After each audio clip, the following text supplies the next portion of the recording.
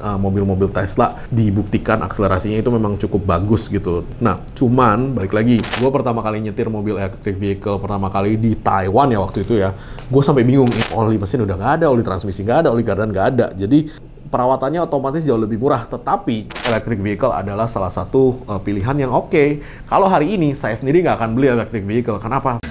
Cari bengkel mobil yang tepat, ayo ke Dokter Mobil aja. Jujur, cepat dan juga lengkap, ayo ke Dokter Mobil aja. Kualitas yang terbaik, harga juga bersahabat. Percayalah, di Dokter Mobil pasti beres. Hai Travelers, balik lagi dengan saya Dr. Mobil. Di video kali ini saya disuruh menggunakan komparasi atas mobil hybrid dan fully electric vehicle. Hybrid itu maksudnya setengah-setengah ya, dia masih ada internal combustion engine, tetapi itu digunakan bahan bakarnya untuk menggerakkan si motor listrik. Nah, kalau fully electric vehicle adalah 100% dia cuma punya motor sama baterai, jadi tidak ada internal combustion engine lagi. Nah, untuk di Indonesia bagusan mana dan kelebihan dan kekurangannya? Oke, mobil hybrid otomatis lebih ramah lingkungan daripada mobil biasa ya kan, karena tenaga yang dihasilkan digunakan untuk ngecas si baterai, di mana baterai itu digunakan untuk menyalakan si electric vehicle itu gitu kan. Getarannya juga minimum karena memang engine-nya bukan didesain untuk performance gitu kan. Kemudian lebih hemat bahan bakar itu udah pasti, dan akselerasi lebih meningkat karena Anda setengahnya adalah menggunakan akselerasi si electric vehicle. Nah, secara teori yang namanya electric vehicle itu akselerasinya itu cukup gila ya, makanya kenapa mobil-mobil Tesla dibuktikan akselerasinya itu memang cukup bagus gitu. Nah, cuman balik lagi, akselerasi itu kan dihalangi dengan torque ya kan. Kalau misalkan akselerasi itu bagus banget tapi bannya itu nggak ngegrip, ya otomatis nggak ada gunanya juga kan, makanya di limit dengan torque limiter gitu loh di situ. Nah, kekurangannya mobil hybrid, biaya perawatan cukup mahal dan nggak banyak spare part-nya di lapangan. Iya, itu bener banget, karena memang di Indonesia tidak terlalu banyak hybrid sehingga spare part-nya sedikit, teknisi yang bisa mengerjakan itu juga cuma sedikit, dan alat-alat yang bisa mendiagnostik itu juga cuma sedikit. Nah, yang nomor dua, berisiko rusak terhadap banjir dan harganya masih mahal di pasaran. Ya, namanya mobil listrik, semuanya risiko terhadap banjirnya jauh lebih tinggi, ya kan? Di Amerika udah banyak nih video-video yang video-video YouTube yang mobil-mobil mereka itu habis ngelewatin genangan banjir itu semuanya konslet dan akhirnya berhenti, mesinnya harus diangkat dan di-drain dan diganti modul-modulnya. Yes, itu bener, karena kenapa? Setiap mesin elektrik itu tetap harus ada lubang hawa namanya. Nah, lubang hawa itu digunakan untuk mendinginkan si motor itu tersendiri. Nah, ketika itu lu lewatin air atau kerendam air, ya udah pasti konslet bro. Jadi ya jangan sekali-sekali lu lewatin genangan-genangan air untuk mobil hybrid dan electric vehicle. Harganya masih mahal di pasaran dan harga secondnya anjlok. Yes, karena tidak banyak kayak yang punya satu, sama harga secondnya anjlok. Tidak banyak juga yang kepengen punya secondnya gitu loh.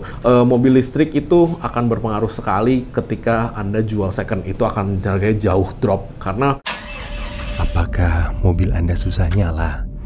Atau jadi tidak bertenaga? Bawa mobilmu ke Dokter Mobil, bengkel spesialis AC dan tune-up nomor 1 di Indonesia. Tune-up Jetlin dari Dokter Mobil menggunakan mesin berteknologi canggih yang akan menjangkau seluruh part mesin mobil Anda, membersihkan dengan tuntas, membuat performa mobilmu jadi tak terbatas. Rasakan performa mobil Anda jadi garang, reservasikan mobilmu sekarang. harga baterai dari mobil listrik itu 70% dari harga mobilnya biasanya. Nah, untuk electric vehicle fully EV yang sepenuhnya menggunakan mobil listrik. Nah, kelebihannya satu, ramah lingkungan, kabin senyap. Yes, bener banget. Gue pertama kali nyetir mobil electric vehicle pertama kali di Taiwan ya waktu itu ya.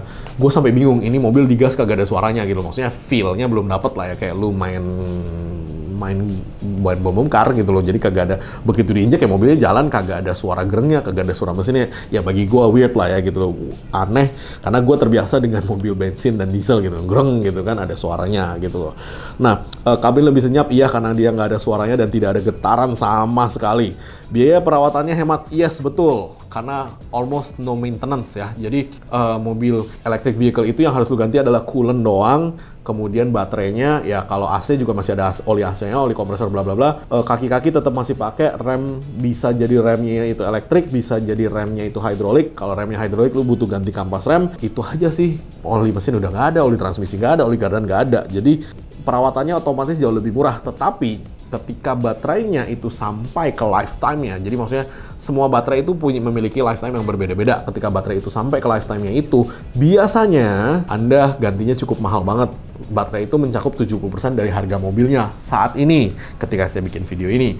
Kedepannya ketika misalkan teknologi baterai bisa lebih diimprove, bisa lebih murah dan umurnya bisa lebih panjang, ya otomatis electric vehicle adalah salah satu pilihan yang oke. Kalau hari ini saya sendiri nggak akan beli electric vehicle. Kenapa? Baterainya mahal. Anda tahu kalau yang di Amerika sana sekarang baterai Tesla itu udah harus diganti.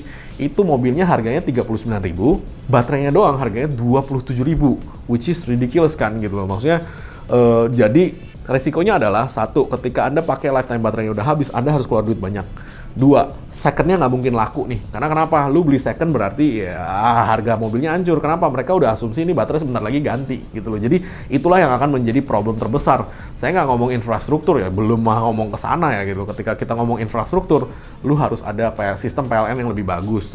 Rumah lu dayanya harus lu tambah.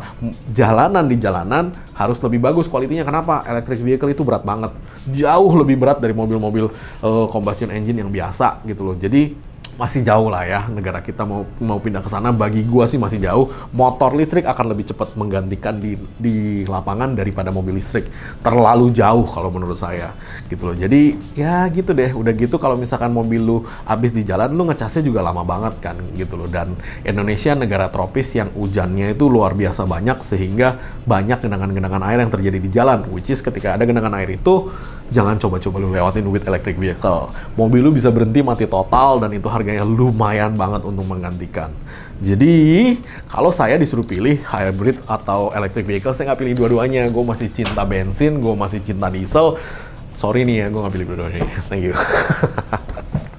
Jangan lupa subscribe, like, dan komen di YouTube kami.